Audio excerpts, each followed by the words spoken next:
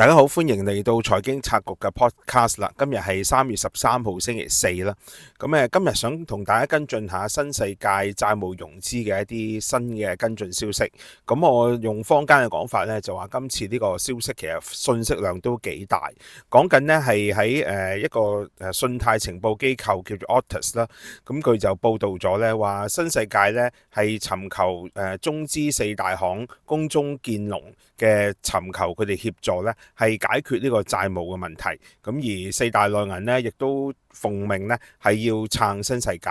我覺得呢個消息係入邊好多嘅資訊咧係需要同大家分享下我嘅睇法。想先同大家講一個最基本嘅問題，因為喺啱啱過去嘅一個月前啦，新世界公布咗佢舊年嘅業績啦，中期業績啦。其實當時咧新世界嘅行政總裁黃少美咧都已經講咗用7招咧，希望去化解而家新世界嗰個債務問題。因為新世界嘅債務比率咧喺過去1年期間咧，其實係不跌反升啦，由55% 升到去57.5%，亦都係再創咗佢嘅新高。但係市場似乎係受落啦，佢一啲債務重組嘅方案啦，因為市場消息講呢，其實新世界咧已經係進行咗一啲所謂無抵押貸款啦，包括咧係將佢大概係820億嘅無抵押貸款咧，係大部分都已經展開一個延期啦。最重要咧就係將佢旗下咧大部分最優質嘅資產，包括係 K11 Mall， 包括係新世界發展大廈，呢啲最優質嘅資產咧係做抵押，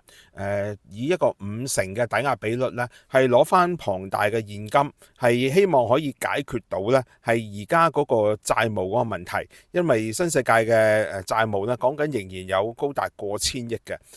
當時咧其實市場係受落呢個再融資嘅抵押方案啦。而新世界嘅股價咧亦都由大概4蚊邊呢個歷史新低咧係重上翻5蚊嘅水平，甚至乎坊間我見有啲報道都講啦，有唔少資深嘅投資者咧係買入新世界嘅債券啦，期望係可以趁谷底反彈就可以撈翻一筆。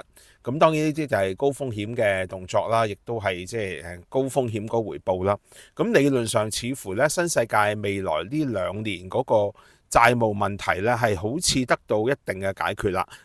只不過係之後嘅債務咪再延長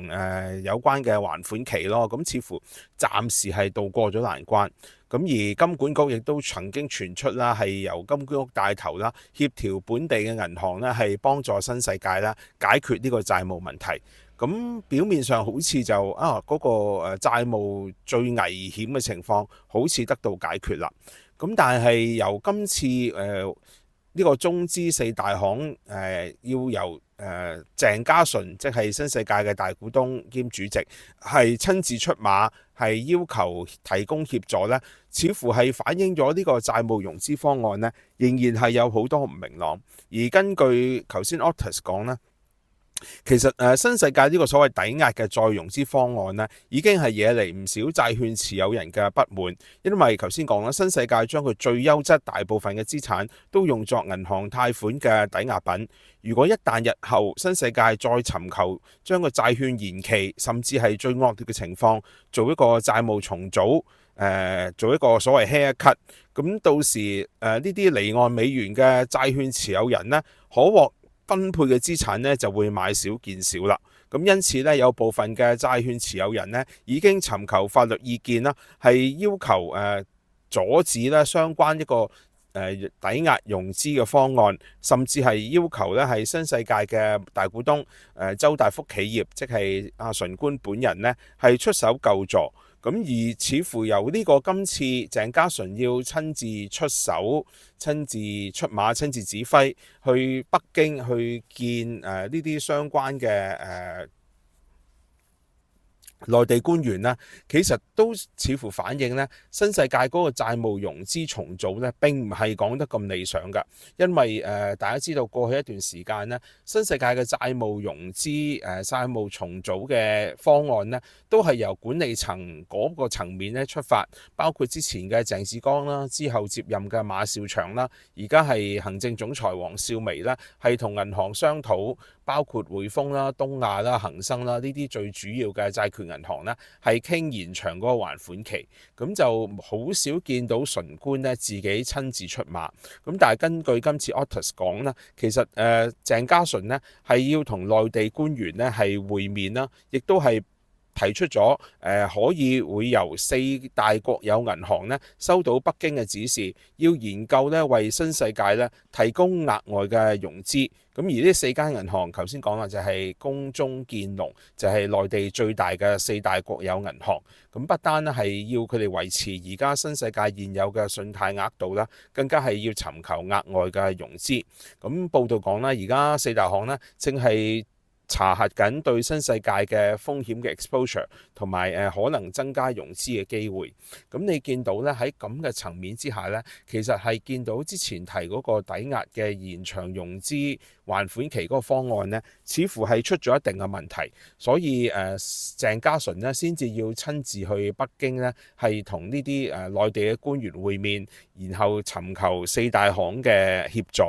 咁而根據消息講呢，其實北京俾嘅指示呢，亦都係相當清晰㗎。一方面呢，佢係支持新世界呢係獲得內地銀行嘅債務融資重組啦。同一時間呢，亦都提醒咗鄭家純，係敦促佢呢避免新世界真係進行一個債務重組，即係所謂一個 haircut。咁呢個呢，佢係北京嘅官員擔心呢，咁樣會加劇呢而家地產行業低迷嘅局面。咁呢個咧，其實都幾反映到咧，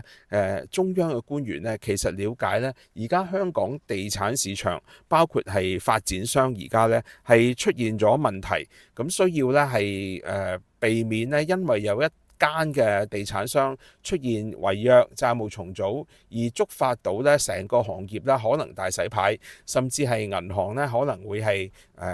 落雨收遮，係減低對地產商嘅一啲風險貸款。其實之前我都有提出咧，根據政府嘅數據咧，其實本港銀行房地產嘅貸款總額咧係34000億，佔咗本港總貸款嘅1/3。而喺呢個房地產貸款入邊咧，有4成4咧都係本地發展物業同埋相關嘅投資貸款。其實你講緊嗰個比重呢，可能講緊係接近1萬幾2萬億呢個咁龐大嘅水平。如果一旦新世界因為違約而觸發到成個地產行業要同埋銀行呢係相關嘅需要重組有關嘅貸款呢，其實嗰個牽連呢，以至震動成個金融體系呢，嗰個影響呢係相當之大。而早前呢，除咗穆迪之外呢，我見